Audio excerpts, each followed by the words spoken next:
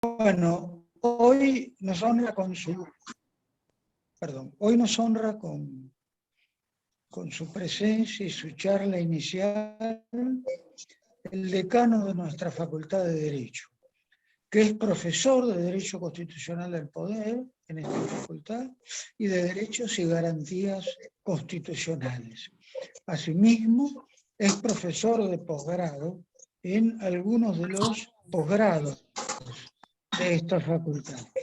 Es autor de diversas publicaciones sobre temas de derecho constitucional y se especializa en temas vinculados con el federalismo, autonomía municipal y realismo fiscal. Además, justo es decirlo, y esperemos que se filtre en su propia conversación, ha intervenido como asesor en varias de las convenciones reformadoras provinciales que se dieron en nuestro país después de 1983. Es miembro de nuestro querido Centro de Derecho Constitucional y además, justo decirlo, es uno de sus fundadores. Es asimismo fundador de la Cátedra Abierta de Federalismo, es vocal electo de la Asociación Argentina de Derecho Constitucional y miembro titular de la Asociación Argentina de Derecho Comparado. Bueno, pues entonces comencemos con la charla del doctor Garat y les aviso a todos, aquí Florencia y Sofía van a tratar de ordenar el conversatorio y al fin de que sea ordenado, aquellos que quieran hablar levanten la mano y ordenadamente se les dará la palabra. Bueno, muchas gracias y adelante Pablo Garat. Muchas gracias, doctor Gallo. Bienvenidos a todos, queridos amigos, distinguidos profesores presentes. Voy a utilizar los pocos minutos que me he autoimpuesto porque esta no es una conferencia a mi cargo sobre los fallos en cuestión, ni un análisis de los mismos, sino que en estos 15 o 18 minutos hasta las 19, y luego tendremos una hora de conversatorio, que por supuesto puede extenderse si hubiera interés en algunos. Felizmente somos dueños de este Zoom, no hay límites, pero vamos a tratar entre las 20 y las 20:15 de volver a estar dentro de nuestros hogares, si es que lo estamos en este momento, con la familia. Algunas breves advertencias. La primera ya la he hecho. No voy a analizar estos fallos, lamento decepcionarlos, pero pueden hacerlo. Cualquiera de ustedes, acá hay varios queridos colegas que han escrito ya sobre estos fallos y han escrito bien. Tampoco me parece que por una razón práctica podríamos hacerlo. Cualquiera de ambos fallos nos requeriría 2 o 3 horas para un análisis mínimo de su contenido. En realidad, yo trato en este momento de proponer por lo menos 3 consideraciones como marco de lo que ustedes quieran luego conversar más o menos ordenadamente. En primer lugar, algo que me parece tiene que ser dicho, y es que no, me parece a mí, no pueden considerarse estos 2 fallos sino en concordancia con los fallos del 24 de noviembre de 2015, Santa Fe, San Luis y la cautela de Córdoba, en relación con la cuestión de la devolución del famoso 15% retenido sobre la coparticipación federal. En aquel momento, considerando la parte exhortativa de la sentencia, la Corte dijo algo que me parece central y que elimina toda posibilidad de decir no es posible hablar de federalismo en medio de la más grave de las circunstancias políticas, económicas, sociales y sanitarias que probablemente haya vivido la República en toda su historia, quizás, o por lo menos desde 1983 para acá en esta etapa constitucional. Dijo la Corte en ese momento: este imperativo categórico, que no puede ser soslayado apelando a ningún subterfugio legal, exige que las partes emprendan cuanto antes el diálogo institucional que desemboque en el nuevo Pacto Federal Fiscal que sentará las bases de la futura ley convenio. Esta exhortación a los órganos superiores de nuestra organización constitucional se impone a fin de consolidar el proyecto federal de nuestra Constitución primigenia, reivindicado por los convencionales constituyentes del año 94 en cumplimiento del fortalecimiento del régimen federal que le fue encomendado. Me parece a mí que no es casual que el voto de los doctores Maqueda y Rosati, que encabeza el fallo Gobierno Ciudad de Buenos Aires, haya sido redactado no solamente por dos ministros de Corte Suprema, sino por dos intérpretes auténticos de esa convención constituyente, que además dentro de ella estuvieron especialmente comprometidos con los temas habilitados referidos al fortalecimiento del régimen federal. ¿Qué quiero decir con esto?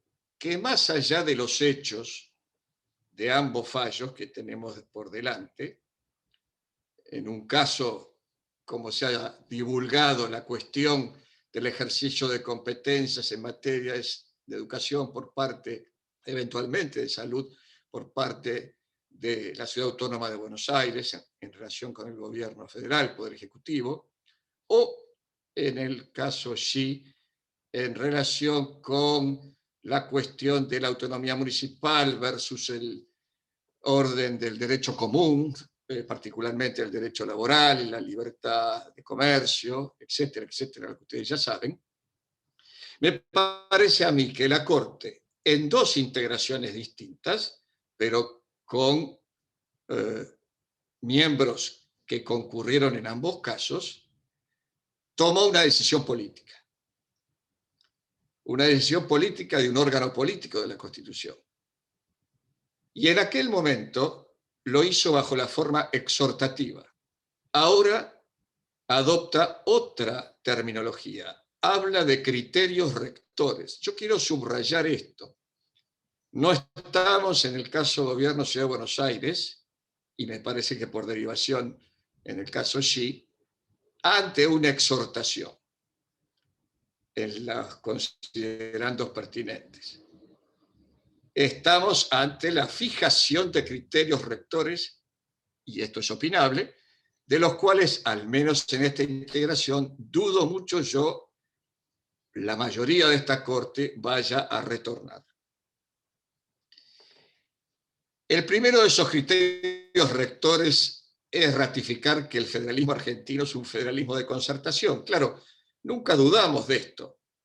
Nuestro federalismo tiene un origen pactista, lo dice además el preámbulo de la Constitución, pero tenemos aquella obra de María Laura San Martino de Dromi, enumerando 104 pactos, si mal no recuerdo, preconstituyentes, no 4 o 5. Nuestro federalismo nunca fue dual. Nuestro federalismo nació desde los cabildos, desde la organización capitular, más allá de las contingencias posteriores, a través de un modo pactista. De modo tal que hablar de federalismo de concertación, teóricamente, no es sino hablar de nuestro origen constitucional fundacional. En segundo lugar, me parece a mí que la Corte ha cerrado, a pesar de que con queridos amigos estamos fuera de este ámbito, en algunas conversaciones que hemos tenido, todavía discutiendo si la Ciudad Autónoma de Buenos Aires formalmente y los municipios, por la vía indirecta del 123, son sujetos formales de la estructura del Estado Federal Argentino. Bueno, pues la Corte dice que sí. Habla de inexorabilidad y lo distingue de la posibilidad de la región como un sujeto distinto. Esto no es poca cosa. Casi la Corte está asimilando la estructura del Estado Federal Argentino con la que formalmente, por ejemplo, tiene la República Federativa de Brasil, que sí incluye a los municipios. Pero si teníamos alguna duda, al pasar en los considerandos respectivos del Gobierno de Ciudad de Buenos Aires, en el caso Xi, la Corte ratifica al municipio como un sujeto necesario. Es decir, que cualquiera de los temas que tenemos por delante, salvo aquellos que han sido delegados exclusivamente al gobierno federal a partir o a través de la Constitución, y que podríamos decir genéricamente, también abrimos un debate, son de ejercicio concurrente, salvo los que se hayan a su vez reservado exclusivamente las provincias, como podría ser la educación primaria, exigen, tercera cuestión que la Corte señala, una interpretación restrictiva. Es decir, todo lo contrario de lo que ha sido la historia de la interpretación constitucional y de la acción legislativa, por lo menos desde esta vuelta a la Constitución desde el 83. Algunos también, queridos amigos presentes acá, han señalado qué pena que la Corte no ensayó ir contra la presencia no de los requisitos formales y sustantivos de validez del DNU respectivo. Es que yo creo que hubo una decisión política de ir por el federalismo, de una vez por todas reiterar en el gobierno de Ciudad de Buenos Aires lo que se había exhortado con ocasión de la coparticipación en el 2015. E insisto, por si hubiese alguna duda, señalar además que esto también incluye a los municipios. Y que lo haya hecho con un municipio de la provincia de Córdoba no es menor. Porque aquí tenemos que hacer otra breve digresión. En 1994 se recogen dos fuentes del derecho preexistentes en el orden jurídico provincial y en el orden jurídico federal, pero que no estaban reconocidos en la Constitución, que son la ley convenio, más allá de la coparticipación, la ley convenio como fuente de derecho, que no es una ley de adhesión, es una ley contrato, que por lo tanto exige lo que la Corte señala en Gobierno Ciudad de Buenos Aires, la buena fe, porque esto de la buena fe llamó mucho la atención. ¿Qué otra cosa puede decirse si estamos ante un pactismo como forma de Estado preconstituyente y como característica básica de nuestra organización estadual federal? La ley convenio como fuente de derecho. Pero hay otra fuente de derecho que pasa desapercibida en estos dos fallos, y sobre todo pasa desapercibida lamentablemente en el fallo Xi, que es la Carta Orgánica Municipal. Es decir, el producto del ejercicio de un poder constituyente de tercer grado o derivado del ejercicio a su vez de la autonomía provincial para arreglar el alcance y contenido de la autonomía institucional de los municipios. Y esto no es menor, porque en lugar de, como hace la disidencia, ir a contrastar, perdón, pero me distrajo un texto, no se haga problema, doctor Luna Requena, en lugar de contrastar si una ordenanza, que todavía algunos discuten si es ley en sentido formal o material, no hemos podido resolver el problema promenade todavía, que sigue dando vueltas, a pesar de todo. En lugar de contrastar, como hace la procuradora, a quien respeto y estimo muchísimo, si una ordenanza, norma inferior, agravia la legislación común, el derecho laboral, y por lo tanto el orden constitucional federal, si en lugar de eso se hubiese contrastado el dictado de una ordenanza a la luz de la Carta Orgánica Municipal de la ciudad de Arroyito, que fue dictada a la luz de la Constitución de la provincia de Córdoba, que se encontraba habilitada para eso por el artículo 123 de la Constitución Nacional, jamás estaríamos ante un recurso de hecho. Absolutamente, acá hay una cuestión federal y se ha resuelto en contra de ella.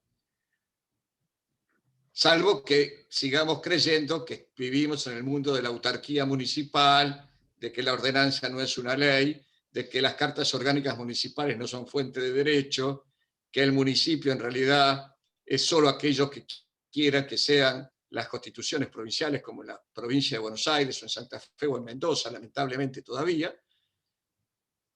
Pues no,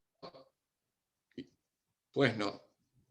Me parece a mí que con todos los matices que justamente podamos incluir ahora, la Corte ha dicho: hay un orden federal de sujetos inexorables que incluye a los municipios.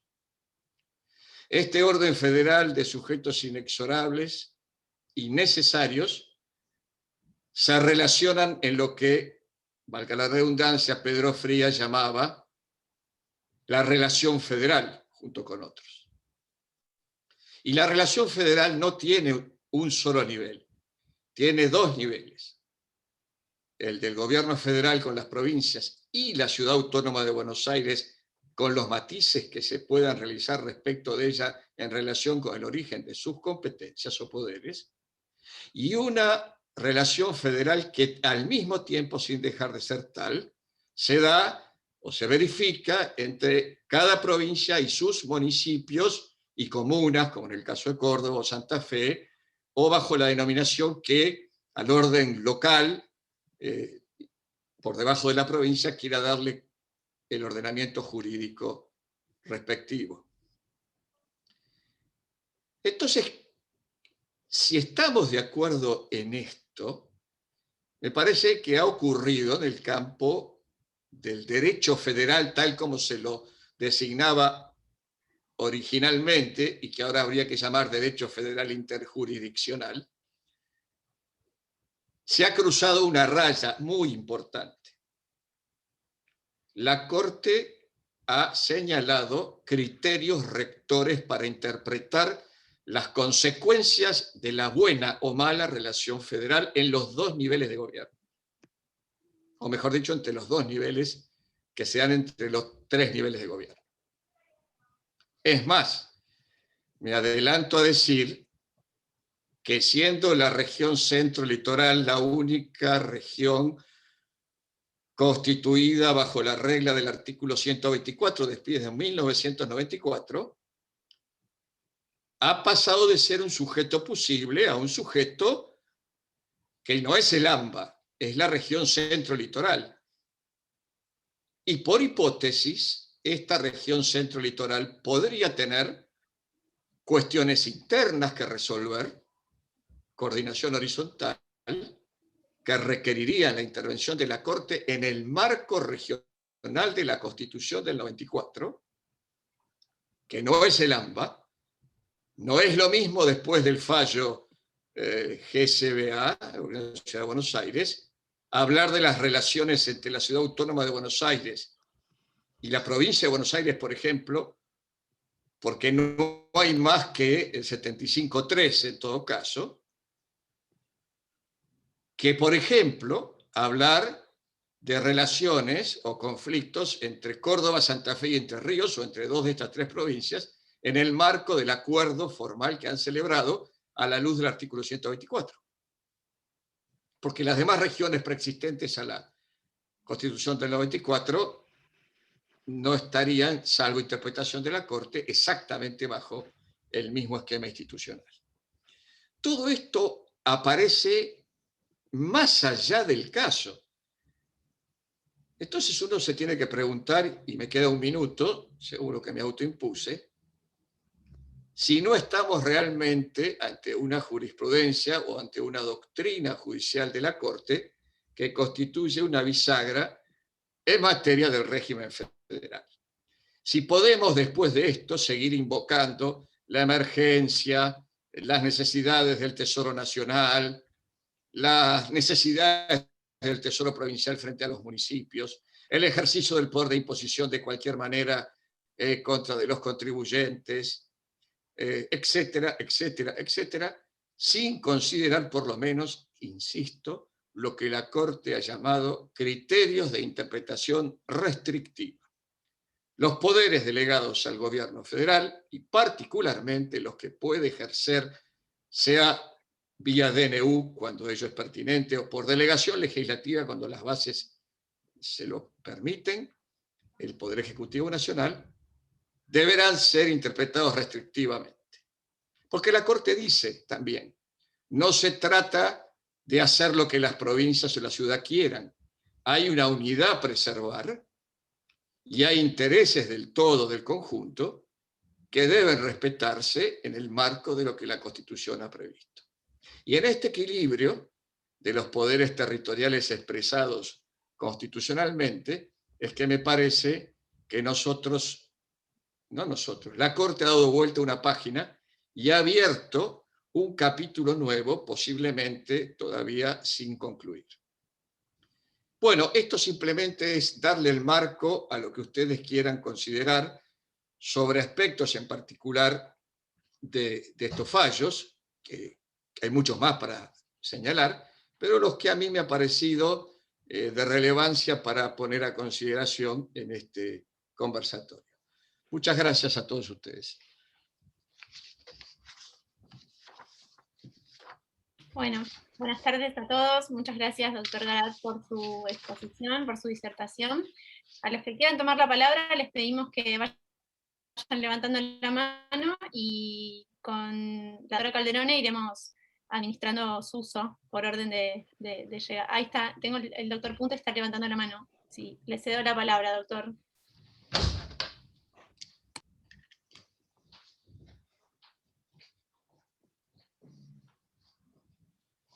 Doctor, está silenciado. Si quiere, yo reactivo su audio, si no, lo puede hacer usted.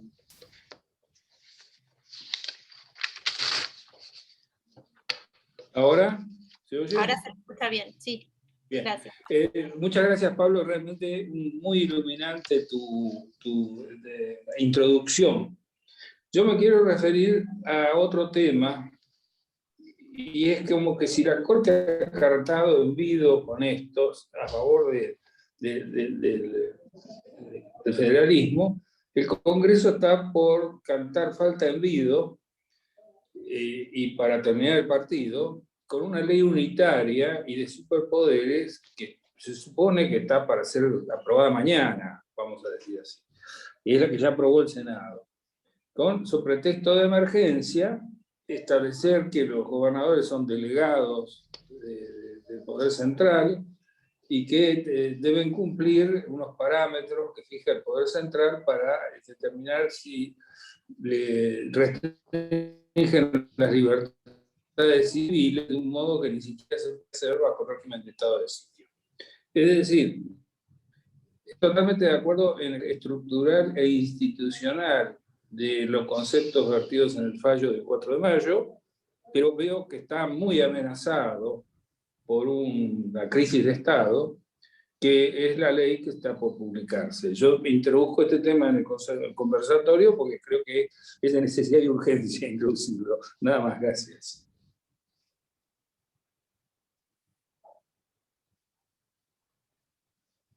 Muchas gracias, Roberto.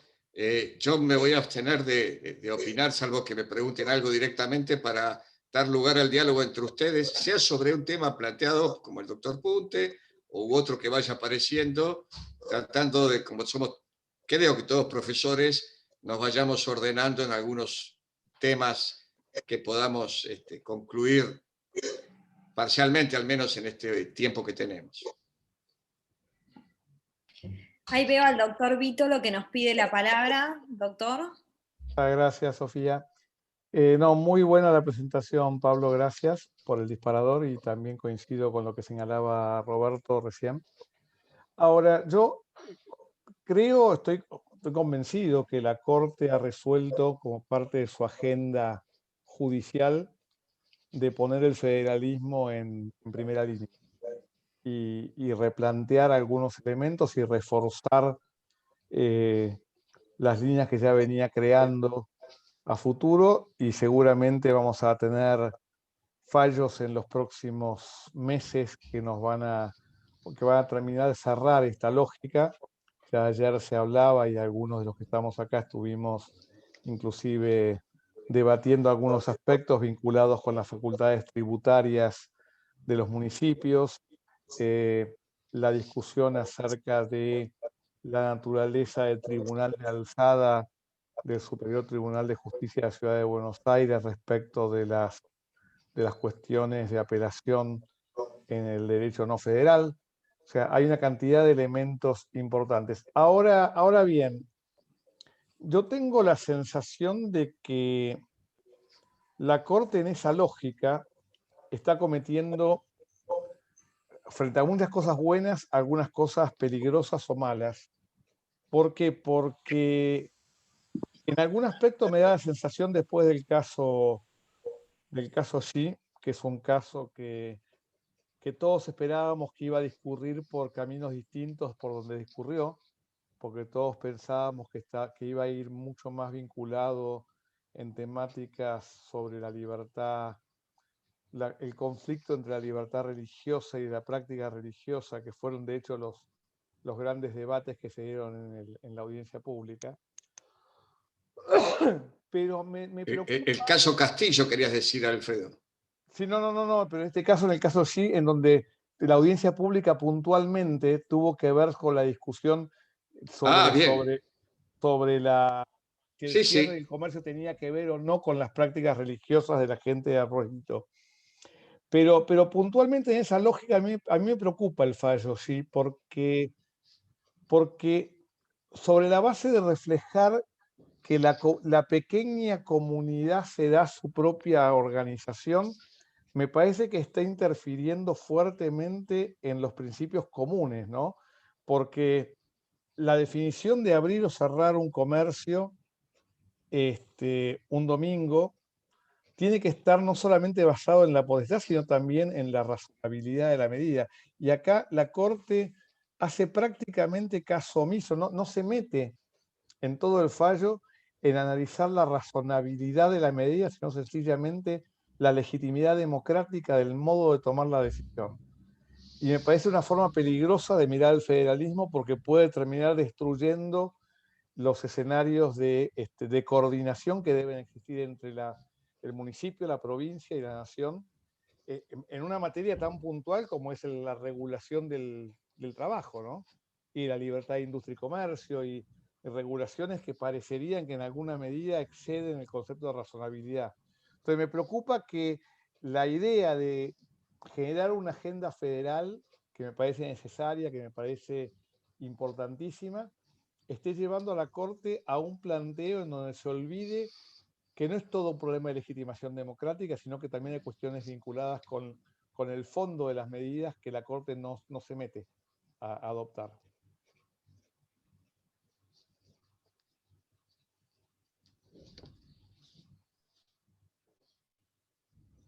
Bueno,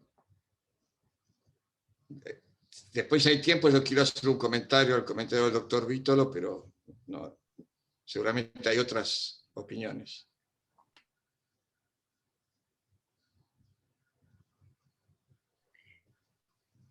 Si quiere, doctor, avanzar con su comentario mientras esperamos. Bueno, sí, el doctor Alfredo Vítolo está planteando algo que particularmente para esta casa y para la visión de nuestra escuela del derecho natural, que respeta a todas las demás escuelas y dialoga con todas, plantea un punto que no es menor. A ver,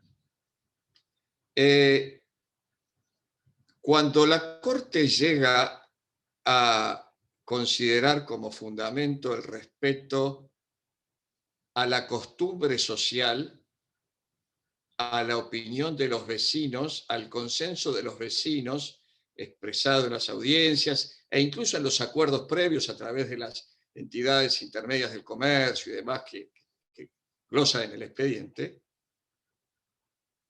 sin duda se apoya en la norma que Córdoba, la provincia de Córdoba, tiene como reconocer al municipio como comunidad natural de convivencia, fundada en la convivencia.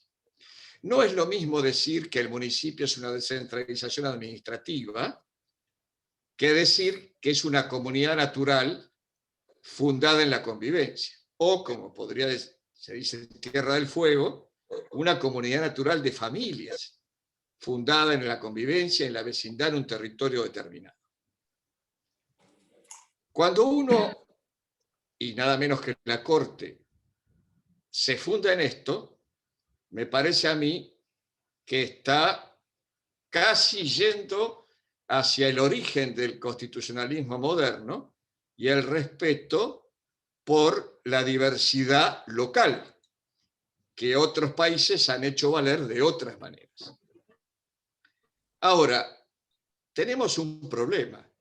Y si en lugar del descanso dominical, que se podría corresponder con las religiones, religión católica, otros cultos cristianos, o el sábado para otra religión, es decir, si el respeto del día de descanso para las grandes religiones es hecho suyo por la comunidad local como base de las costumbres, porque las costumbres de un país no están en el aire, están en las comunidades locales, por lo menos desde nuestra perspectiva es así.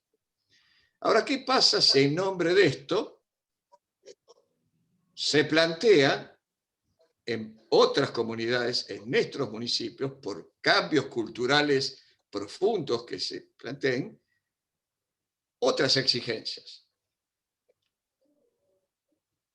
Entonces, evidentemente en una sociedad plural como la que vivimos, con profundos cambios culturales y desafíos culturales, la Corte ingresa en un terreno muy particular. Yo comparto, Alfredo, eso con vos, ese punto.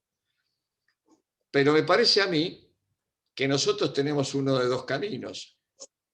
O asumimos ese riesgo y respetamos entonces el humus de nuestra tradición cultural, y si éste ha mutado en algún lugar, bueno, veremos si eso compromete valores que la propia Constitución también respeta, o uniformamos los usos y costumbres desde Jujuy a Tierra del Fuego y desde la cordillera en Mendoza, el pueblito más cercano a la cordillera, hasta el litoral mesopotámico. Así que ahí se abre todo, seguramente, un escenario muy complejo. Pero me parece que hay que ponerle este matiz de lo que representa el reconocimiento de lo que es un municipio y no la definición de lo que es un municipio.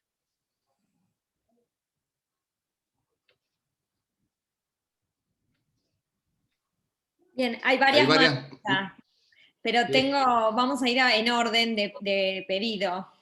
Y el primero que se les adelantó a todos es el doctor Carlos Laplacet. Así que, doctor. Bueno, buenas tardes. Estoy con el dedo en la campana para apurarme. Bueno, muchísimas gracias por la invitación, muchísimas gracias, Pablo, por la exposición. La verdad que muy sugerente en muchas cosas. Yo quería hacer dos comentarios. Uno voy a empezar al revés, voy a empezar por Xi. Xi en algún punto, al menos desde el punto de vista procesal, me parece que es un fallo que, voy a ser polémico, en términos de federalismo es muy costoso. Si uno lee Xi, la Corte ingresa a interpretar derecho común y derecho provincial como si fuera un tribunal de alzada. No digo que esté mal resuelto, no digo que las circunstancias del caso no pudieran ameritarlo, pero no había resolución contraria del derecho federal, o en todo caso, ¿no? había resolución en contra, de la norma local, lo cual, salvo situaciones excepcionalísimas, la Corte no abre un recurso extraordinario por eso, lo abrió y lo resolvió a partir de interpretación del derecho común, de qué decía el código, de qué decía la ley de contrato de trabajo, qué margen dejaba la ley de contrato de trabajo y de qué decían las normas de la provincia de Córdoba. Es un fallo a favor de la autonomía municipal. No me parece, o me generan al menos mis dudas, que sea un fallo en cuanto a las autonomías provinciales a la hora de interpretar el derecho común y el derecho público. Me genera al menos esa ambivalencia. También me parece que es un fallo muy circunstanciado. Es decir, me da la impresión de que la Corte dijo, bueno, la verdad que la ley el decreto de de desregulaciones de la década del 90, no está tan claro que no se pueda dictar alguna otra cosa. No sé cómo hubiera reaccionado la Corte si la normativa federal fuera mucho más actual, mucho más candente y mucho más exigente en cuanto a una política pública marcada. Pero bueno, al mismo tiempo es un poco lo que pasa, y eso me engancho con Ciudad de Buenos Aires. Ciudad de Buenos Aires lo que da vuelta, me parece, es justamente esta idea de venga y demuéstrame de por qué esto interfiere, por qué la nación se tiene que intervenir acá. Lo que más me gusta de provincia de Ciudad de Buenos Aires es que de alguna manera la Corte termina de asumir lo que ya casi sin lugar a dudas es asumirse como un tribunal que resuelve los conflictos dentro del Estado federal entre los Estados miembros, que es el tribunal que naturalmente estaba previsto por la Constitución en el 117 y que, bueno, la incorporación de la Ciudad de Buenos Aires como un actor dentro de ese elenco federal, naturalmente colocaba a la Corte en esa posición. Por eso también me parece tan fuera de lugar la sentencia de la Cámara Contenciosa Administrativa y Tributaria, que era un juez de parte, o sea, una de las partes resolviendo un conflicto entre estados federales. Quería preguntarte, Pablo, justamente, ¿cómo ves o qué sensación te genera esta forma en la cual la Corte en sí toma el derecho provincial, toma el derecho común y lo interpreta desde mi posición, le da una interpretación completamente linda, completamente válida, pero lo que había hecho la provincia de Córdoba era arbitrario. Si no era arbitrario, quiere decir que en función de la autonomía municipal el requisito de la arbitrariedad se modificó, o lo que se modificó es el 14 inciso 2, entonces no necesita la exigencia de una resolución contraria. Mirá, Carlos, es muy agudo como todas tus intervenciones en distintos ámbitos, lo que señalás desde el punto de vista procesal. Muy interesante lo que decís de que puede terminar siendo muy costoso y en contra de la propia política de la Corte en materia procesal, economía procesal al menos. Lo que ocurre es que a mí me parece que muy al pasar, y no digo oculto porque está explícito, cuando la Corte analiza el 14 bis, también analiza la protección integral de la familia. Y me parece que conecta a la protección integral de la familia como cuestión federal con lo que es su fundamento en el respeto a la decisión de la comunidad natural del municipio de Arroyito en cuanto a la cuestión expresada en las audiencias y demás. Es lo que se me ocurre. A mí me parece que hay mucha entrelínea que podría desviar la atención de la mera cuestión, porque tendrías razón, o tenés razón vos si fuese así, de que la Corte ha intervenido donde por su propia doctrina no debería intervenir, su última doctrina. Pero me parece que al haber incorporado la cuestión de la protección integral de la familia como parte del 14 bis y vincularla con el origen de la cuestión, estaba ahí dejando una pista, ¿no? Pero no estoy seguro, es un comentario nada más adicional a tus comentarios que me parecen muy pertinentes. Perdón, y no sé, por esta misma razón, si volvería a hacer lo que ha hecho en un caso similar.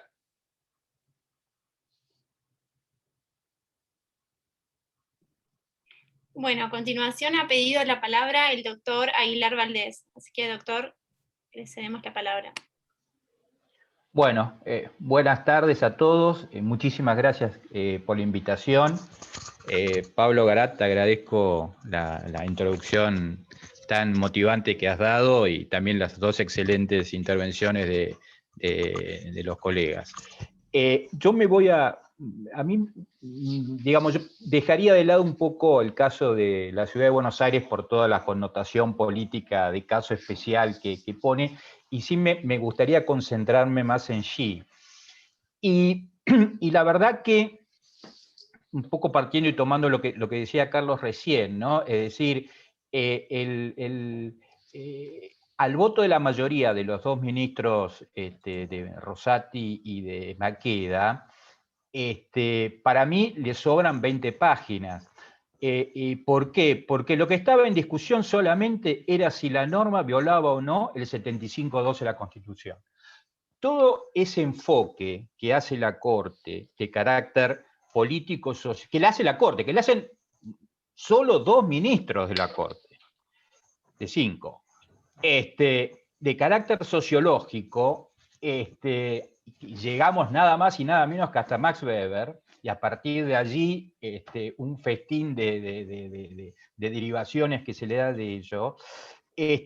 Me parece que eso, cuando yo leía el fallo, yo creo que eso confunde más, y sobre todo al abogado, ¿no? Es decir, a la gente, a quien la Corte tiene, tal vez uno de los destinatarios de los fallos de la Corte tiene que ser la gente común, los abogados, el que tengan que saber, el señor Jin Jun, no sé cuánto, que a partir de ahora va a tener que saber cómo adecuar y su propia actividad a los negocios. Y me parece que en ese sentido, la Corte, el voto de la mayoría de los dos ministros es superfluo en muchísimos aspectos. Más allá que uno puede tener interés desde el punto de vista político, pero como sentencia judicial me parece que en eso sobra.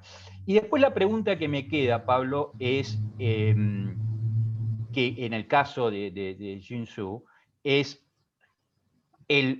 claramente nuestro sistema constitucional toma un sistema federalismo, un sistema tal vez de una máxima forma de centralización de competencias, pero también, y esto fruto de nuestra tradición,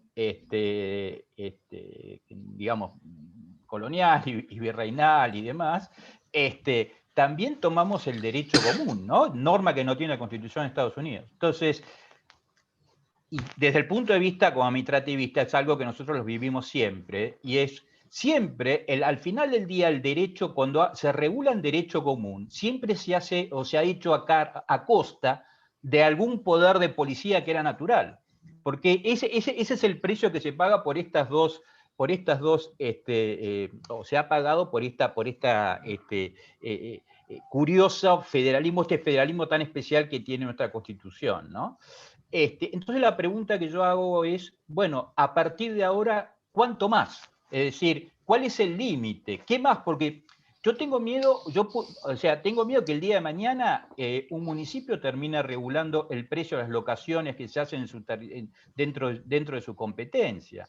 El precio de los caramelos que se venden en los kioscos, es decir, y lleguemos finalmente a una verdadera anarquía,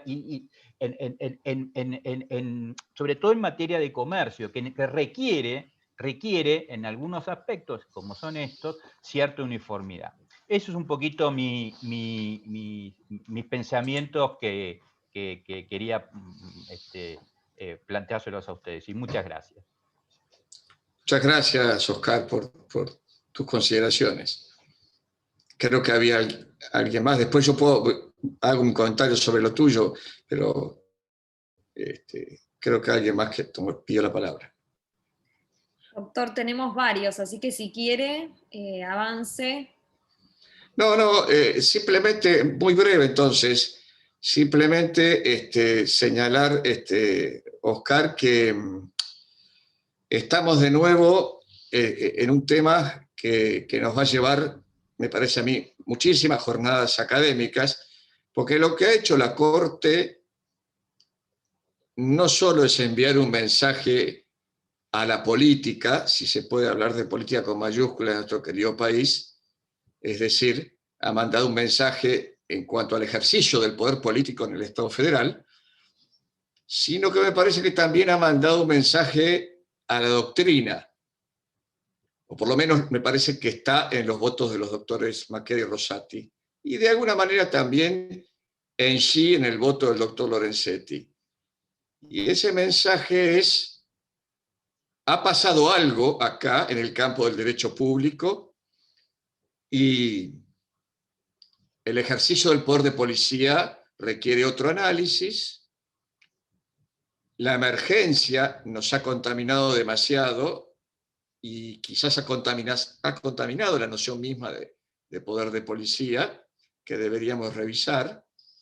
Y me parece que obliga a un diálogo entre el derecho constitucional y el derecho administrativo, pero invitando al derecho público, provincial y municipal que es la Cenicienta, ¿no? Que es el convidado de piedra. Me parece que nos debemos esto al momento justamente de tratar de responder los interrogantes que vos planteas muy bien, Oscar. Muchas gracias. Perdón, y algo más que quiero subrayar desde el principio. No tengo dudas de que al fallo sí le sobran, no sé si 20, pero 15 páginas, y al fallo Gobierno de la Ciudad de Buenos Aires también, que como ha dicho algún querido colega acá presente, se podría haber resuelto por la vía del análisis del DNU, pero no, la Corte decidió escribir 15 páginas, 20 páginas y transformar la resolución de un caso bien delimitado en un alegato de doctrina judicial sobre criterios de interpretación restrictivos de nuestro federalismo. Y no es un tema menor, porque es una decisión política. Esto es lo primero que a mí me parece por delante, que traerá todos los debates que seguramente traerá, ¿no? Gracias, doctor. Gracias, Pablo. Tiene la palabra ahora Agustina de Urraza.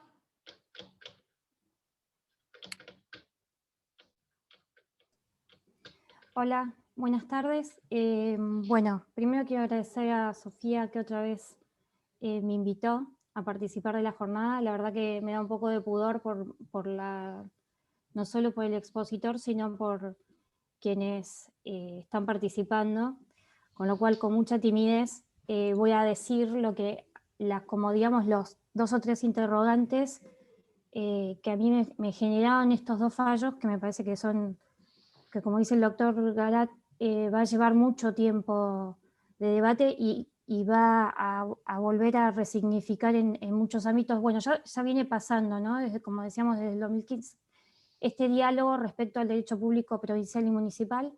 Particularmente en la universidad donde yo estudié es una materia, es el derecho provincial municipal, público municipal, provincial y municipal, y a mí lo que me llamó la atención es justamente esta decisión, como dijo el doctor, de la Corte de ya, digamos, desde que arrancó la pandemia con distintos fallos, de poner, digamos, un freno ya no exhortando a los poderes a que dialoguen y no judicialicen las cuestiones políticas, sino ya establecer sobre determinados temas tan particulares como este, que es el federalismo, decir, bueno, acá yo voy a dar las líneas rectoras de lo que a mí me parece. En el caso de Ciudad Autónoma de Buenos Aires, a mí me llamó la atención, o sea, entendí por qué no era bueno institucionalmente llevar la discusión respecto a la validez o no del DNU, pero también me llamó la atención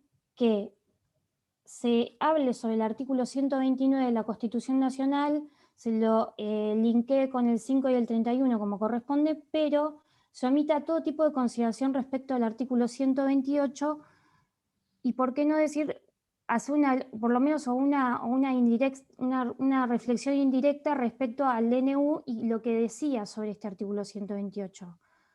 Porque eso llevó a que muchos hagan el análisis del artículo 128 en soledad y no en ese también contexto que lo rodea, que es el artículo 5 y el 31, dentro de lo cual se justificaba que la decisión del Poder Ejecutivo Nacional no pueda generar el alza de la Ciudad Autónoma de Buenos Aires y de las provincias a decidir accionar de otra manera.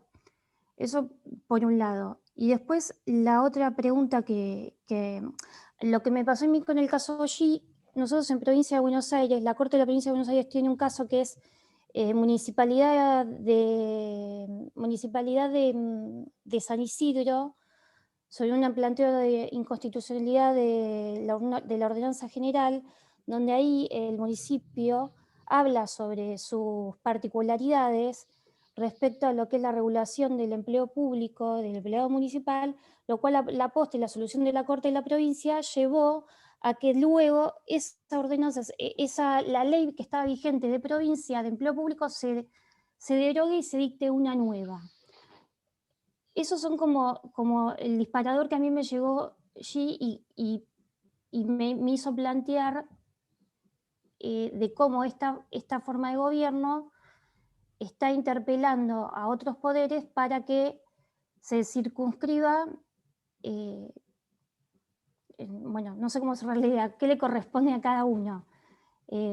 No sé si se entendió mis dos reflexiones sobre el fallo, pero bueno, como dije, lo digo con mucha timidez y pudor porque me parece que estoy frente a personas que tienen muchas cosas, muchos temas más interesantes que desarrollar.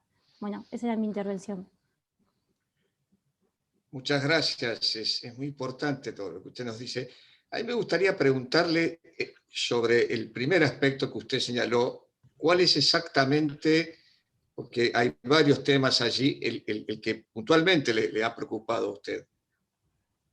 Y a mí me parece que el artículo 128 lo que dice es que los gobernadores son, ¿cómo es que dice la norma?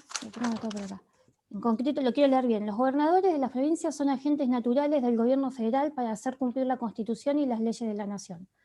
Por supuesto que este artículo tiene su historia, ¿no? Ya sabemos, desde Alberdi hasta la Constitución del 60, tuvo sus modificaciones. Ahora, ese artículo en soledad, que creo yo que es como se interpretó una parte de la doctrina respecto a cuando salió este fallo, cuando se hablaba de CNU y que invocaba ese artículo 128, justamente lo que se decía es que se puede llegar a poder interpretar que los gobernadores eran jerárquicamente dependientes del Estado Nacional.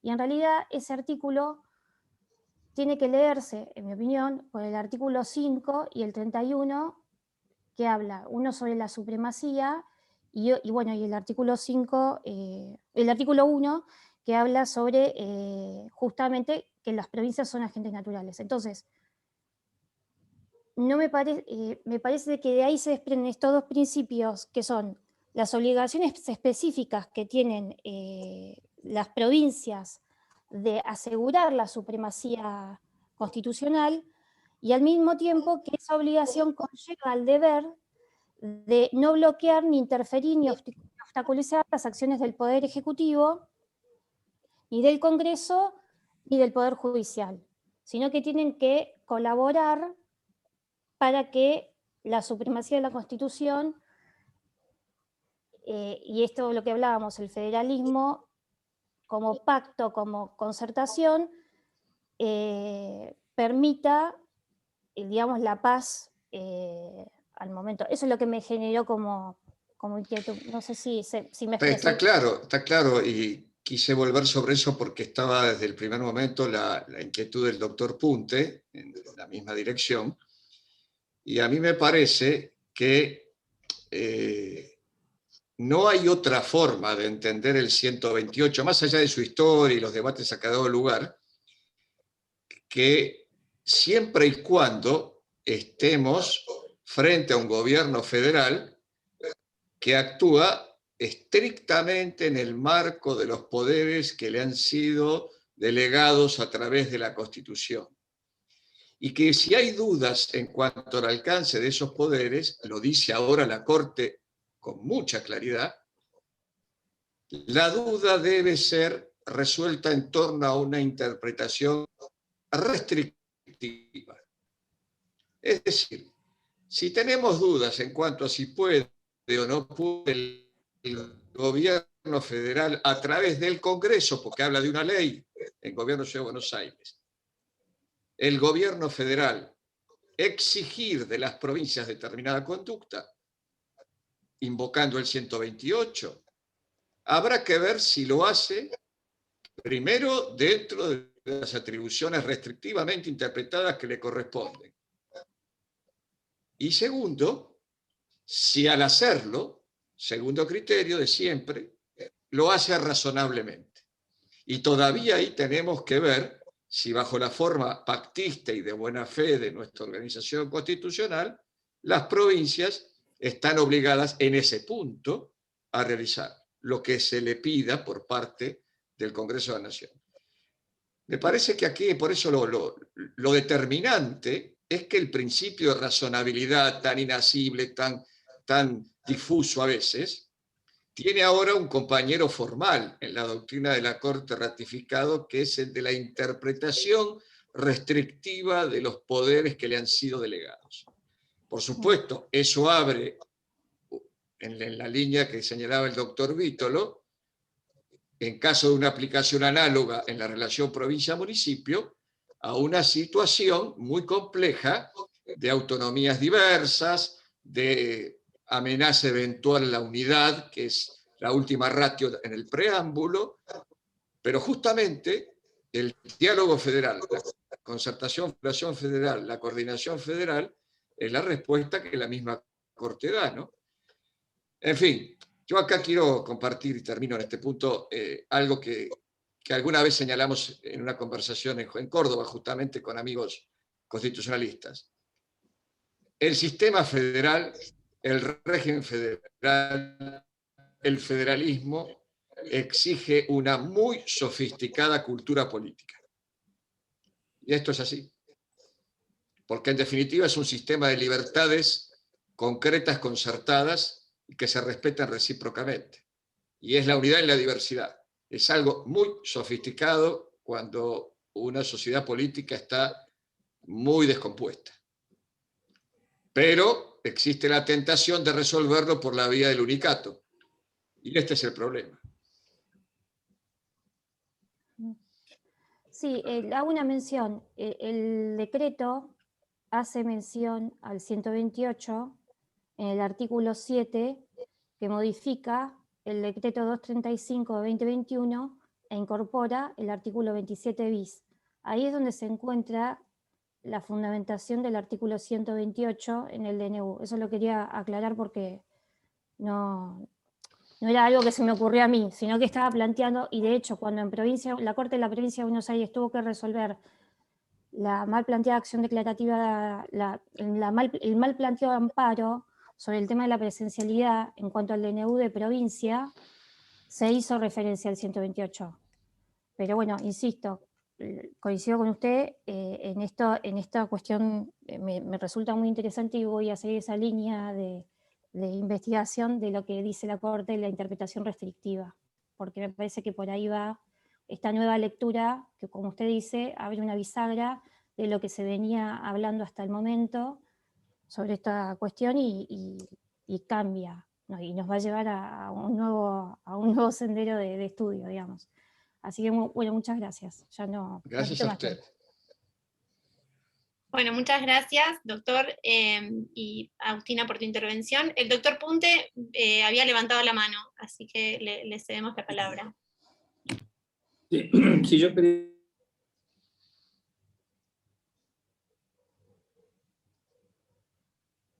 Tanto el valor de la unión como el valor del federalismo deben, no digo promediarse, sino ponderarse en cada caso concreto para analizar la norma o el acto que esté en debate. Pero en este caso es muy importante, si yo dijera qué voy a atesorar para el futuro de este fallo de la referido al tema de la ciudad, es la visión que trae del federalismo como división del poder.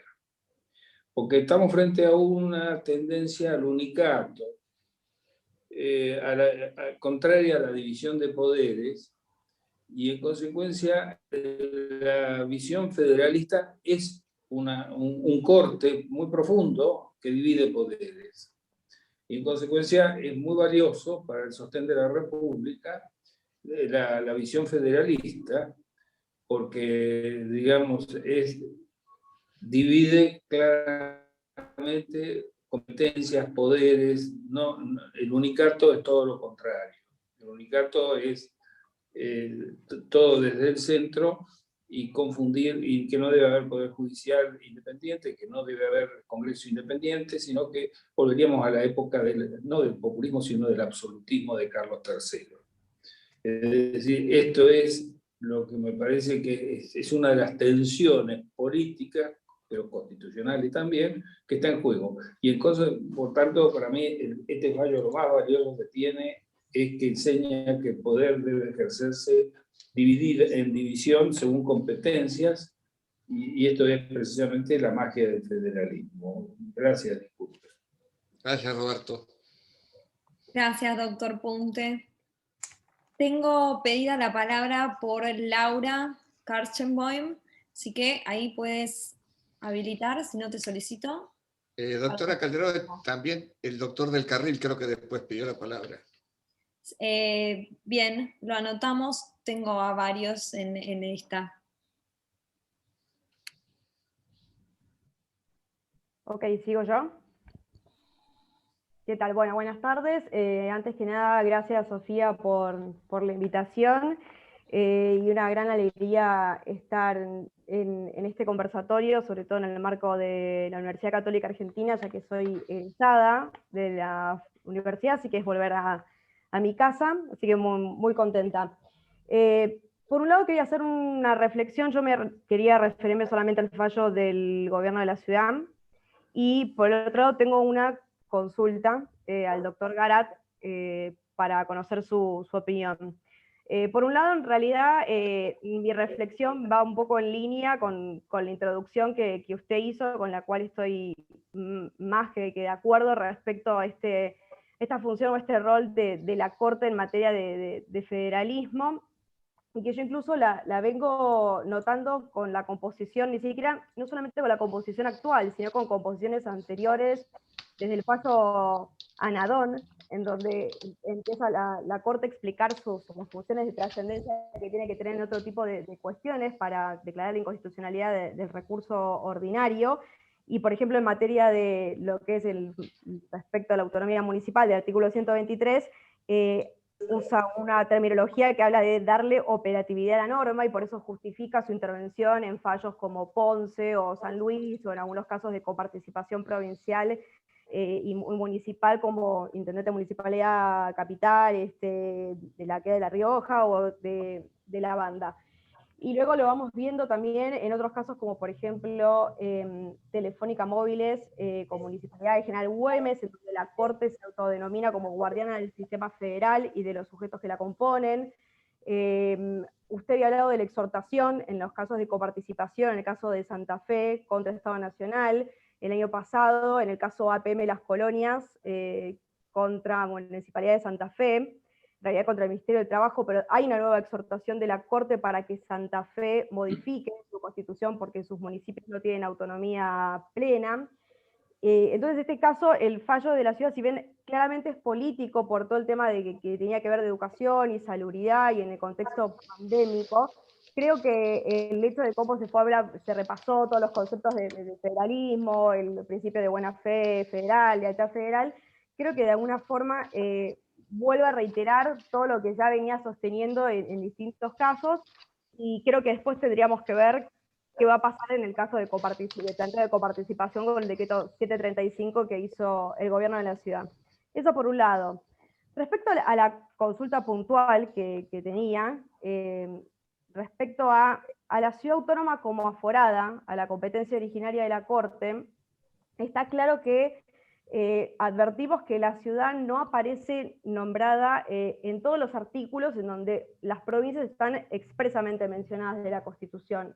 Por algo no están todos. Entonces, por un lado podemos pensar que es la omisión de los convencionales constituyentes, o por el otro lado podemos ir al voto en disidencia de la doctora Hayton, en el caso de gobierno de la ciudad con provincia de Córdoba, en donde habla de la competencia originaria como excepcional de interpretación restrictiva, y por algo no está en el 117 la ciudad como aforada a la instancia originaria de la Corte. Pero por el otro lado aparece primero en solitario en una disidencia, en el caso Transnea, el doctor Rosati, y luego ya en la mayoría, en el caso de Ciudad contra Córdoba, y ya la asimilan a una provincia, no dicen que es una provincia claramente, pero la asimilan respecto, digamos, en su condición para ser aforada a la Corte. Y el hecho de que lo diga también Maqueda y Rosati como convencionales constituyentes, por un lado me hizo también acordar al fallo Bressani, cuando se destaca el caso de Gorostiaga, y se nombra a Gorostiaga como presidente de la Corte, y se lo nombra también como, digamos, la interpretación que hace, como cuando había sido convencional constituyente de la Constitución del 53. Esto de que convencionales de alguna forma reinterpreten, porque en definitiva no se dijo que la ciudad fuera aforada de la Corte, pero lo están diciendo ahora no como convencionales, sino como jueces de la Corte. ¿Hasta qué punto es correcto o no es correcto, es sano o no es sano que tengan este tipo de actitud como jueces de la Corte? Bueno, en homenaje a los juristas y amigos como el doctor Pérez Gual, el doctor Espota, el doctor del Carril, y creo que algunos más han pedido la palabra, y sin perjuicio de que, como les dije, podemos quedarnos unos minutos más, no puedo fundamentar lo que voy a decir, doctora. Yo estuve en Santa Fe y Paraná como asesor. Como había que repartir el tiempo, estuve especialmente en las comisiones que trataron estos temas del régimen federal. Tengo para mí que en materia de todo lo que hace al régimen de la Ciudad Autónoma de Buenos Aires, hay muchas preguntas para hacerse de por qué se resolvió lo que se resolvió. Nada más pensar en por qué hubo que ir a una disposición transitoria que no es transitoria como la séptima para explicar por qué el Congreso de la Nación no tiene atribución de legislación exclusiva en el territorio de la Ciudad Autónoma de Buenos Aires, sea capital de la República. Entonces hay que estar vinculando, en fin, hay muchísimas cuestiones. ¿Por qué no se modificó el 117? Bueno, hay más preguntas para hacer. Ahora, personalmente, yo nunca tuve ninguna duda de que la Ciudad Autónoma de Buenos Aires, sin ser una provincia, tenía derecho a la competencia originaria de la Corte. No puedo, por razones de tiempo, dar mis fundamentos, pero los tengo. Y creo que la Corte ha hecho bien en terminar con esta cuestión, y yo creo que está terminada. Yo sé que no estamos de acuerdo, colegas, en esto, pero bueno, una opinión que seguiremos debatiendo, pero no va a dar marcha atrás, ni con esta integración, ni con otra, salvo demasiado diferente y hasta diría por ampliación de número.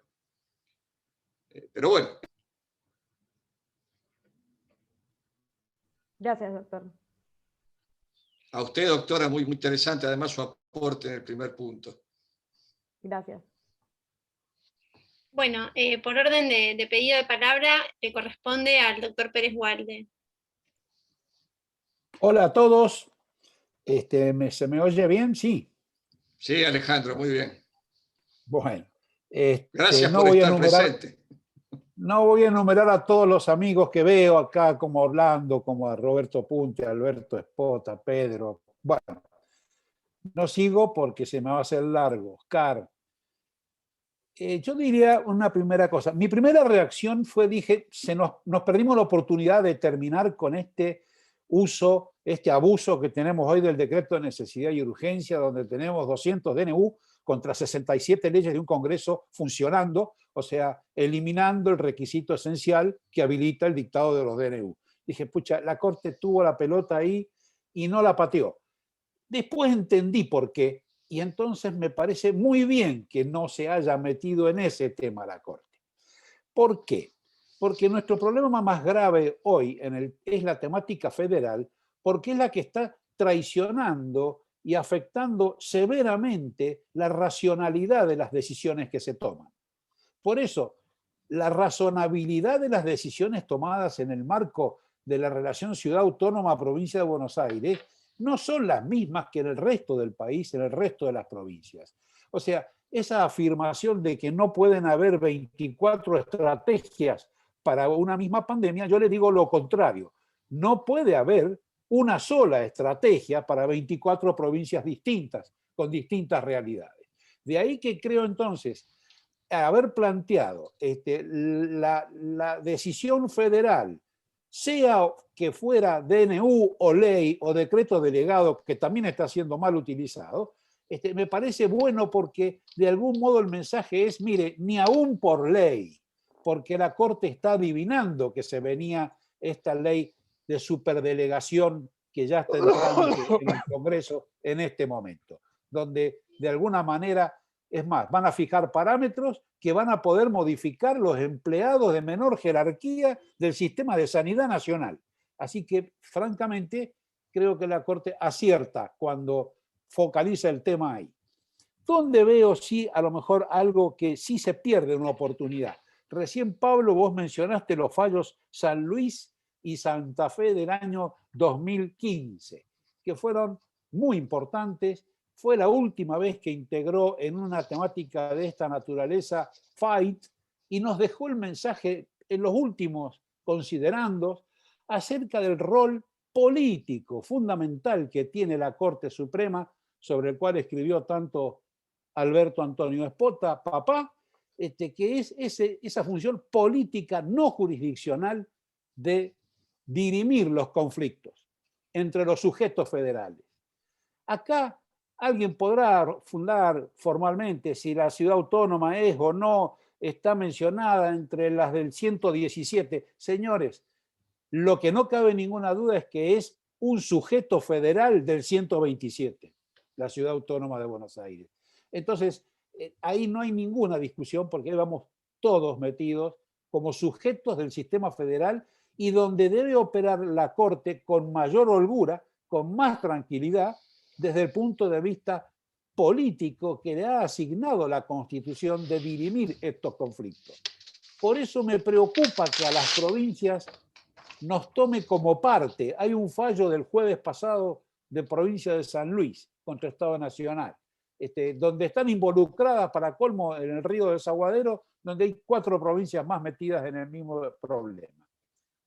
También la hace parte por el 117. Me temo que hay que tomar aquel desafío, aquella invitación que hacen los últimos considerandos de San Luis y de Santa Fe en el 2015, yo creo que es letra de FIGHT, porque coincide con su voto en Mendoza con La Pampa de 2 décadas antes, o 3 décadas antes. No somos solo parte, somos sujetos de una relación federal que requiere de respuestas políticas. Por eso es para mí la frutilla del postre ese excelente análisis que hace Rosenkrantz para determinar cuándo tenemos interjurisdiccionalidad, que ahí es donde sí habita la necesidad de la unificación federal, donde se hace imprescindible que sí haya una misma estrategia entre La Banda y Santiago, entre Chipoleti, La Banda y Santiago están en la misma provincia, pero entre Chipoleti y Neuquén, entre Victoria y Rosario, Corrientes y Resistencia, ahí sí se justifica, y bueno, ni qué decir algunos municipios de la ciudad autónoma, de la provincia de Buenos Aires lindantes con la ciudad autónoma.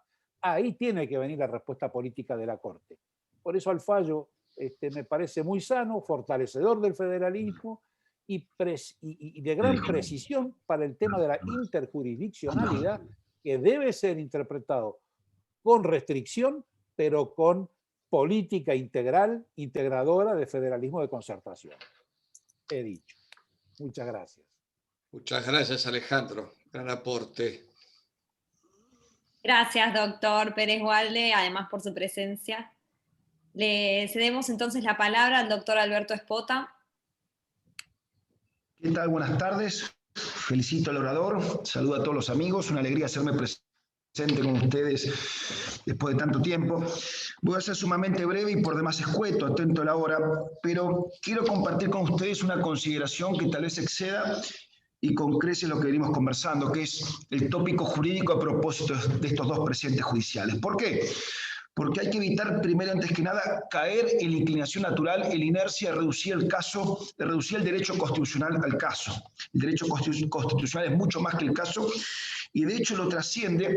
Y esta consigna veo yo, quizá me equivoque, quizá no, pero la comparto brevemente, que tendemos de un modo, diría yo, automático a concluir que el federalismo está en crisis en la medida que dicen presente con signo negativo notas por demás unitarizantes, lo que es cierto. Negar la presencia unitaria como una patología del federalismo es absurdo.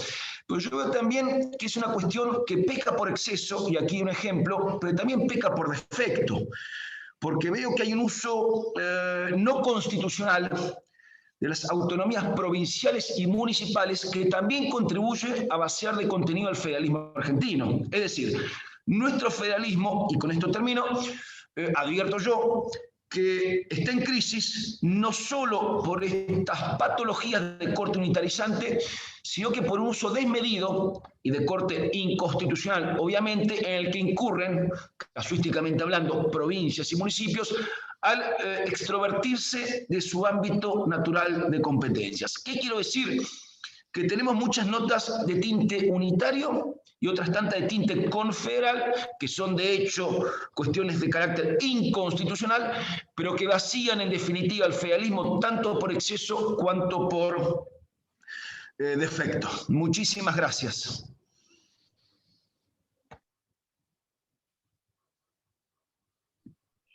Muchas gracias, doctor Espota, por su intervención. Ha solicitado la palabra el doctor del Carril. ¿Qué tal? Buenas tardes, buenas noches, mejor dicho, a todos. Bueno, muchas gracias. El doctor Garat me dejó pensando esta introducción que usted hizo, esta idea de que hay como en la Corte una especie de agenda, por decirlo de alguna manera, del federalismo que se viene. Y en esa reflexión me quedé pensando en un par de fallos que hubo también en estos días que, si bien no son dedicados específicamente al federalismo, específicamente a lo municipal, podrían tener alguna relación y podrían ser como una especie de contrapartida o limitación de Ciudad de Buenos Aires.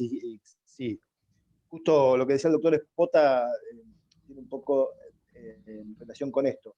Hay dos fallos que son Grindetti y Comunidad Mapuche Catalán, que también son fallos de estos. Ellos, en Grindetti, la Corte le niega al intendente Grindetti la posibilidad de representar en una acción colectiva de usuarios o consumidores a los vecinos de su municipalidad. Y en Comunidad Mapuche Catalán, que se trataba de la fundación de una municipalidad, creo que era Villa Pegüeña, no recuerdo ahora bien el nombre, creo que era Pegüeña, en donde la Corte le advierte al gobierno provincial que no había hecho participar a las comunidades aborígenes del lugar, a las comunidades del lugar. Ahí hay una disidencia de Rosati, en donde Rosati refiere que esto, bueno, obviamente disiente con la idea de que tenía que haber una participación específica, y habla de que la municipalidad esta en realidad fue una continuidad de una sociedad de fomento o algo por el estilo. Dice, es decir, estos dos fallos parecerían ser como algún tipo de límite a, por lo menos, las potestades municipales, que son como contrapartida de esto. Es una reflexión que me surgió, como les digo ahora, no tengo nada claro, tendría que revisar de vuelta esos fallos, pero si existe en verdad una agenda de federalismo en la Corte que está planificándola así de conscientemente, quizás estos 4 fallos habría que leerlos en concordancia unos con otros para ver las potestades que dan estos dos que comentamos ahora y los límites que dan estos dos que traigo a referencia. Solo una reflexión y con ánimo de que alguno me la controvierta. Muchas gracias. Muchas gracias, doctor del Carril. Es en parte como usted señala, hay que mirar esto como limitaciones a lo que en otros fallos podría ser una amplitud de criterio. Son los equilibrios que supongo tratará de encontrar la Corte, ¿no? Bien. Doctora, no sé si hay más comentarios. Sí, hay muchos que están interesados en el tema y en participar, así que si les parece... Vamos a extendernos 10 minutos más para respetar la organización de vida de todos. Nadie se va a ofender, como esto terminaba a las 8, si alguien se tiene que retirar, pero nos quedamos 10 minutos más los que quieran conversar para seguir adelante. A los que se tengan que retirar, muchísimas gracias por haber compartido este momento. Bien, entonces, siguiendo las instrucciones del doctor Garat, Carlos Laplacet tenía alguna pregunta más, así que... Muchas gracias y muy breve, ya que voy a hacer un refill. Pablo, surgió el tema, y me gustaría saber tu opinión. Nosotros tenemos un sistema federal que es atípico y que tiene una cuña unitaria en esto de que los gobernadores son agentes naturales del gobierno federal. En el marco de esta pandemia, ¿qué papel podría jugar esa disposición constitucional? ¿Hasta dónde se le podría sacar el jugo desde el punto de vista del gobierno nacional o pretender sacar el jugo? Quisiera 2 o 3 palabras o tu visión sobre el punto. Para mí esto es muy sencillo. En primer lugar, en parte la respuesta está en lo que brillantemente ha expuesto recién Alejandro Pérez Walde. No puede haber una única política para todo el país en el marco de una pandemia. Diría, no puede haber una única política en todo el país para ningún tema, porque es un país muy grande, muy diverso, y es un país federal por historia antes que por la Constitución. Entonces, me parece a mí que, como nos enseñó Frías, se trata de la unidad en la diversidad. María Gabriela Ábalos, amiga nuestra, que no está acá presente, pero podría haberlo estado, propuso en algún momento, Alejandro lo va a recordar, quizás algún otro, que esto que yo señalé de que hay una nueva fuente del derecho, que es la ley convenio, habilita a que perfectamente, cuando esto comenzó, podría haberse convocado a una reunión de gobernadores por el Ejecutivo y del jefe de gobierno, y llegar a un acuerdo de cómo enfrentar la pandemia, mandar esto al Congreso y a las legislaturas provinciales con carácter de urgencia y tener un marco federal definitivo, pero de principio, o sea, habrá que ir ajustándolo después, con, por ejemplo, la delegación a los ministros del ramo, de salud en primer lugar, de la nación y de las provincias y de la ciudad, para la ejecución de lo que allí se decida. Una de las consecuencias que hubiese tenido esta decisión es que la adquisición de las vacunas no hubiese sido decidida por el ministro de Salud de la Nación. Otra de las consecuencias es que las restricciones a las libertades constitucionales no habrían sido iguales en todo el territorio, etcétera, etcétera. Por esto digo que nos falta federalismo.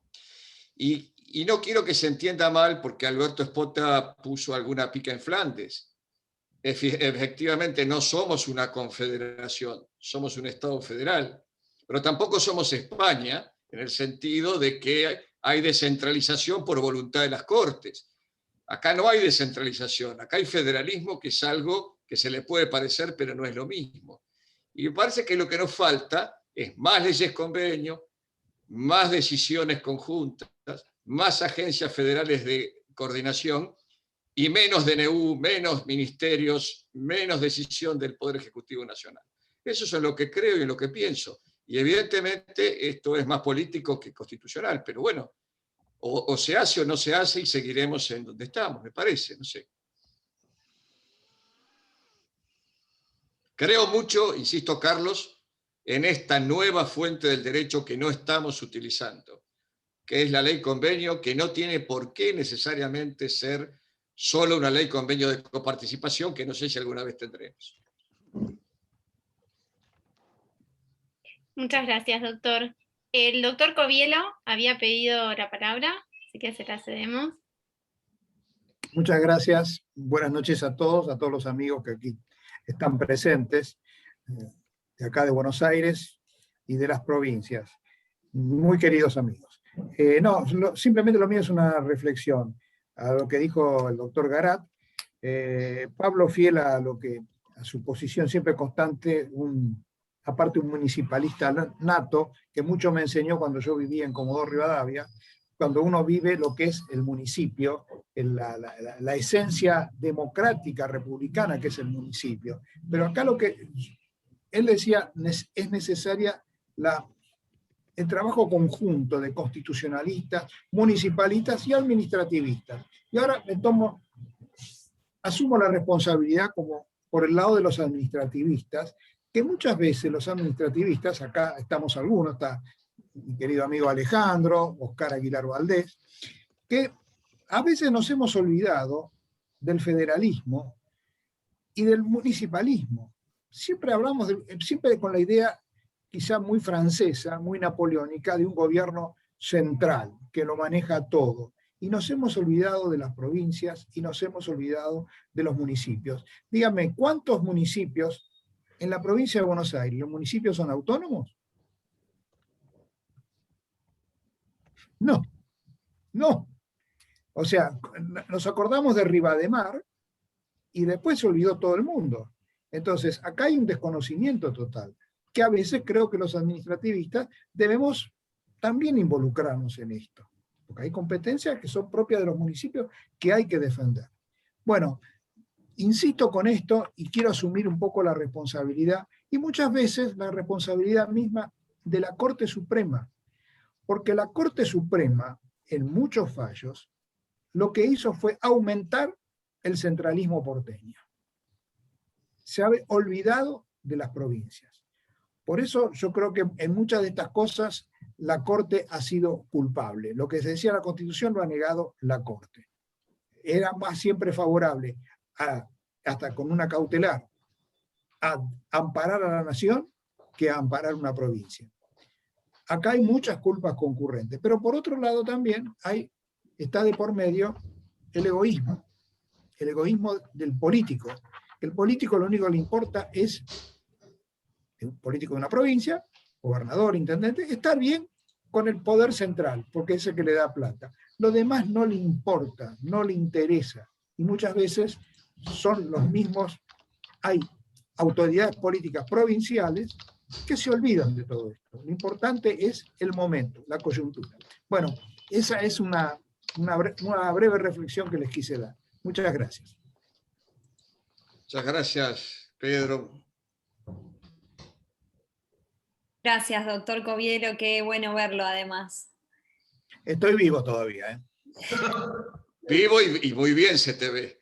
Está mucho mejor que todos. Perdón, son 72 años, pero ahora corto y me pongo a hacer gimnasia, así que... Muy bien. Bien, para ahora viajamos hacia Córdoba, porque María Vázquez ha pedido la palabra. Bueno, Sofía, muchísimas gracias. Sofía Calderone y Florencia Ratti.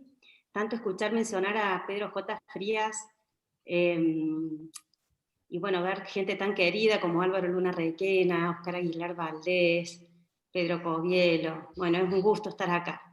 Voy a tratar de decir 2 o 3 ideas que no sé si son muy políticamente correctas para la introducción del doctor Garat, pero bueno, como algunos saben, me dedico hace un tiempo al derecho tributario. Soy una filósofa frustrada, creo, en el fondo, pero me surgen estas inquietudes que quizá podamos ahondar, porque como usted dijo, doctor Garat, estos precedentes probablemente, y yo voy a pensar más en el caso Xi, de supermercados chinos de Arroyito, por ser una municipalidad de Córdoba, merezca como pensar un poquito más, ¿no? A mí estas decisiones las pienso un poco en clave tributaria y en clave de los recursos públicos, en un momento en el cual, como bien dijeron, la Corte en el caso del Gobierno de la Ciudad Autónoma de Buenos Aires, decidió ir por la cuestión del federalismo, ¿sí? Y no por marcar una línea en los DNU, y en el caso del supermercado Xi, hacer como una fuerte, digamos, una remarcación de la importancia del federalismo y de la importancia que tienen los municipios. Pero a mí me surgen algunas inquietudes de si no son algunos argumentos que son dichos como para la tribuna, ¿no? Y ahí vengo a pensar un poco, por ejemplo, en una corte que le encanta hablar del federalismo, le encanta hablar del convencionalismo, siendo tributarista, y acá Álvaro me va a entender bien, me encantaría escucharlo a él, pero por ejemplo en el caso García, María Isabel, que se habló tanto del convencionalismo y de la importancia de cuidar a la clase pasiva, y se terminó resolviendo que una exención, digamos, una sujeción en ganancias no resultaba aplicable por una clase pasiva supuestamente vulnerable cuando estábamos frente a una legisladora a una corte que, como dijimos en el encuentro anterior, en la causa Barrick se pronunció sobre si el procedimiento de sanción de la ley de glaciares era constitucional o inconstitucional cuando no había caso. Entonces, a mí se me plantean estas dudas. Si en realidad realmente estamos frente a una resolución que respeta el federalismo, cuando, como dijo Carlos Laplaceta al comienzo, en realidad era un caso que naturalmente no estaba destinado a ser resuelto por la Corte Suprema de Justicia de la Nación. Y en la distribución de las causas que llegan a la Corte también radica el federalismo. Entonces es algo que me preocupa y me preocupa mucho. Por otro lado, y digo, intervenir cuando corresponde. Por otro lado, con relación a lo que usted señala respecto a las leyes convenios y la inclusión de la ley de coparticipación con rango constitucional en el 75.2 de la Constitución, siendo que tenemos la disposición transitoria sexta incumplida hace muchísimo tiempo, ¿no?, en cuanto a dictar una nueva ley de coparticipación, y que existen actualmente corrientes que son revisionistas de esa ley de coparticipación y que en realidad refieren a que sería bueno regresar, ¿sí?, a la visión que concibió Alberdi en cuanto a la distribución de los recursos tributarios. Y eso lo he compartido con Laura Karchenboim, algún artículo de doctrina. Entonces, mi pregunta es si no estamos frente a un precedente que es más de federalismo para la galería, si realmente es un precedente que resguarda el federalismo, cuando hay visiones críticas respecto a lo que resuelve el voto mayoritario, ¿sí? También con una corte que esté integrada, no olvidemos, por ejemplo, con el doctor Rosati, que trae una visión publicista, lo podemos ver claramente en cuestiones de prescripción de tributos locales en la causa Volkswagen, versus la posición de la doctora Carmen Argibay en su voto en Casa Casma, que adhiere al voto de Filcrosa en lo que es prescripción de tributos locales. Entonces yo digo, me preocupa y me preocupa bastante esta tendencia, o sea, no lo veo tan positivo, no porque no crea que las municipalidades no sean las comunidades en donde los municipios sienten lo que sienten los habitantes. Yo estoy totalmente de acuerdo con eso. Lo que digo es cómo llega el caso, cómo se resuelve y las implicancias a posteriori que esto podría tener. Sobre todo si pienso que, por ejemplo, hoy la Corte tiene para resolver eso con Municipalidad de Quilmes, que es un caso que bien saben que preocupa y preocupa muchísimo a la materia, al ámbito tributario, ¿no? En donde, si ustedes se fijan en el Centro de Información Judicial, cuando se hizo la audiencia de la amicus curiae, el SIG publicó como si se estuviera discutiendo la autonomía municipal en esa causa, y en realidad no tenía, con respeto, entiendo que no estaba estrictamente vinculado con la autonomía municipal la resolución de este caso, que es lo próximo que está tras cartera. Entonces, bueno, es como que tengo como algunas hondas preocupaciones al respecto. Simplemente eso, y muchas gracias por darme espacio, espero haber tirado algunas técnicas. Ahí Álvaro levanta la mano. Sí, no, pero para cumplir, Álvaro es amigo mío, así que no se va a ofender. Pero es más amigo mío, doctor, es más amigo mío, somos amigos desde los 26 años, desde que recién me casé.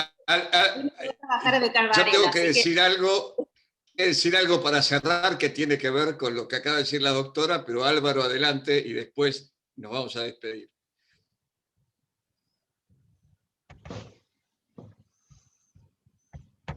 Está silenciado. Bien breve. Sí, te agradezco, Pablo, y seré muy breve.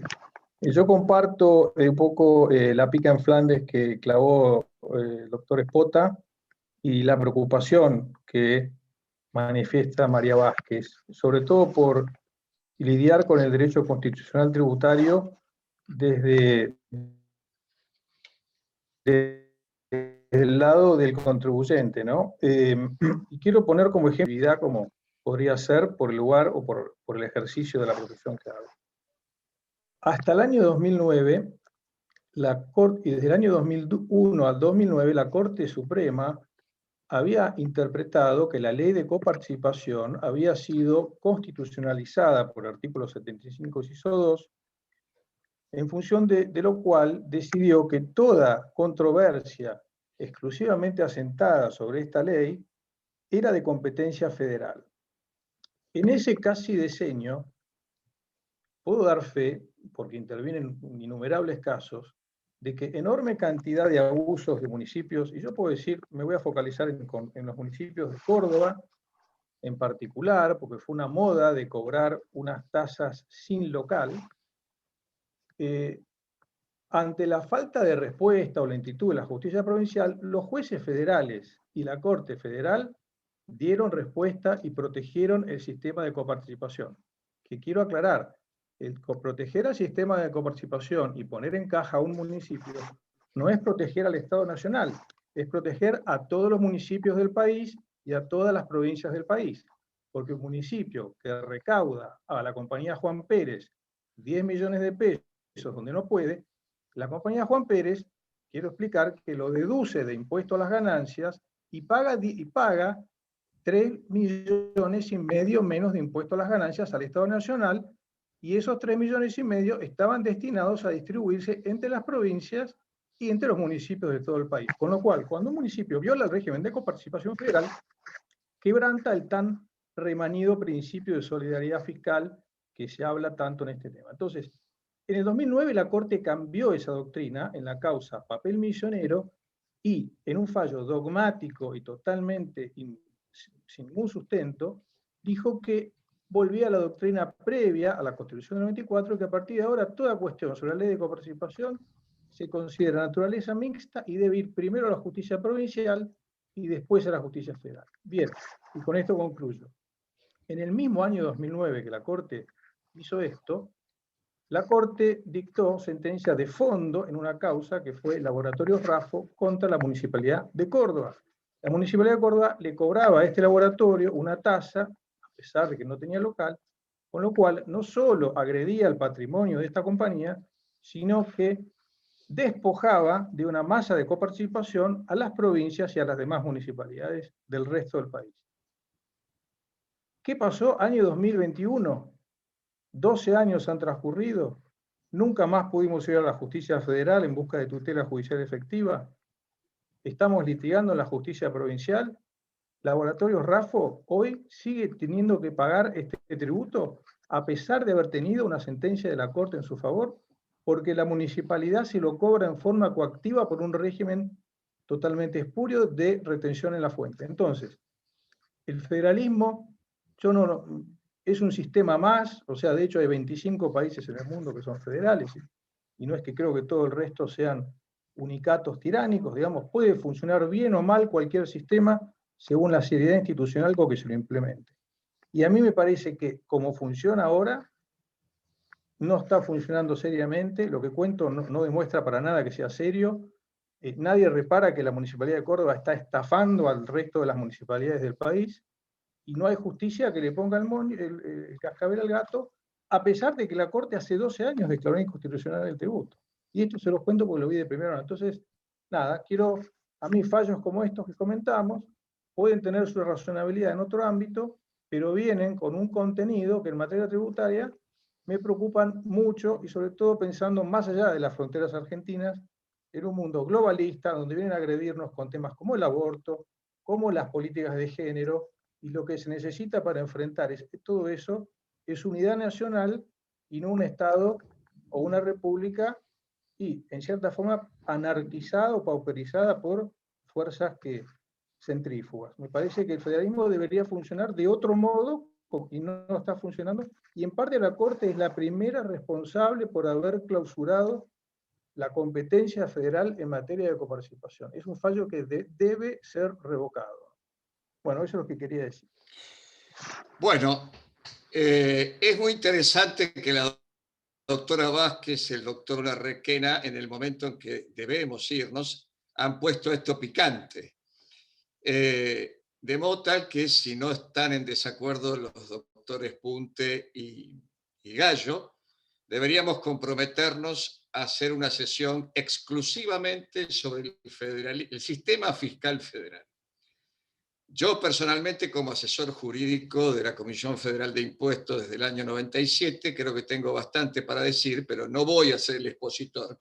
Me voy a poner allí, como ustedes, Solamente quiero decir dos cosas en el final. Primero, decía la doctora Vázquez que yo creo que ha sido un grave error introducir la coparticipación en la Constitución, porque, en mi opinión, la coparticipación es un sistema de coordinación de fuentes contrario al federalismo. Y peor es que se lo haya mantenido con el sistema de separación y concurrencia de fuentes. Pero bueno, está y hay que o reformar la Constitución o cumplirlo. Este es un enorme desafío que tenemos. Y es para un debate. Pero con lo que quisiera cerrar es que nosotros tenemos que tratar de encontrar una respuesta desde la academia que le sirva al país, donde no haya buenos y malos, donde no haya el presidente de turno que se excede, los gobernadores que abusan, los municipios que van más allá de donde deben. Tenemos que encontrar una salida a todo esto desde el lugar donde hay menos tensión, se supone, que es la reflexión y el debate académico, aunque a veces puede ser más duro que el de las legislaturas o el Parlamento. Así que bueno, ustedes han planteado en el final la necesidad de la segunda parte y nos comprometemos a hacerlo, porque sin duda en este aspecto se juega todo, porque sin rentas no hay gobierno, como dijo Alberti. Así que si no resolvemos la distribución más adecuada de la renta fiscal federal, todo lo demás, por más que la Corte lo ratifique, lo determine y lo precise, será letra muerta. Muchísimas gracias de nuestra parte por haber podido compartir este momento tan rico. Gracias por su presencia. Yo sé que muchos tienen ganas de opinar sobre todo lo último que se ha dicho, pero bueno, nos comprometemos a hacer la segunda parte y a la brevedad. Muchas gracias de nuevo a todos y que tengan un buen descanso.